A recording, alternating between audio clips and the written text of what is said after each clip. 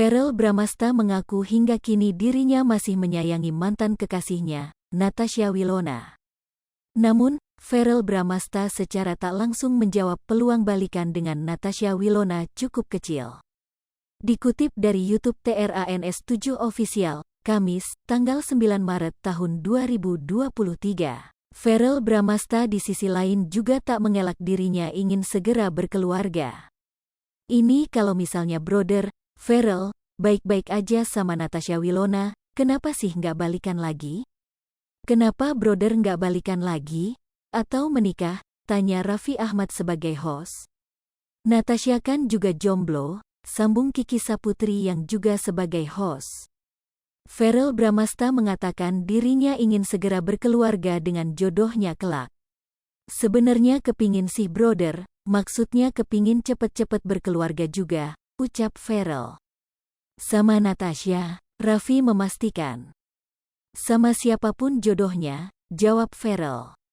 Mendengar jawaban Verrell Bramasta tersebut, Raffi Ahmad meyakini putra Vena Melinda itu tengah dekat dengan seseorang.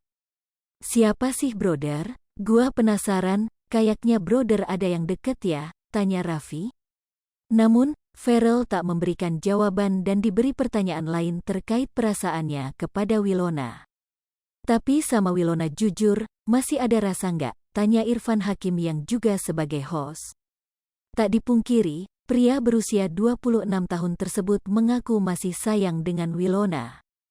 Masihlah, masih sayang, ungkap Verrell jujur. Wilona udah punya belum sih sekarang? Tanya Irfan penasaran. Kiki pun menjawab Irfan dengan nada bercanda dan mengetahui alasan Verrell dan Wilona tak bisa balikan lantaran perbedaan agama. Jomblo, tapi nggak bisa balikan karena satu hal, beda server, bentengnya tinggi, ujarnya. Sulit ku gapai, sahut Verrell. Tuhan memang satu, kita yang tak sama, tutup Kiki Saputri dengan nada bernyanyi.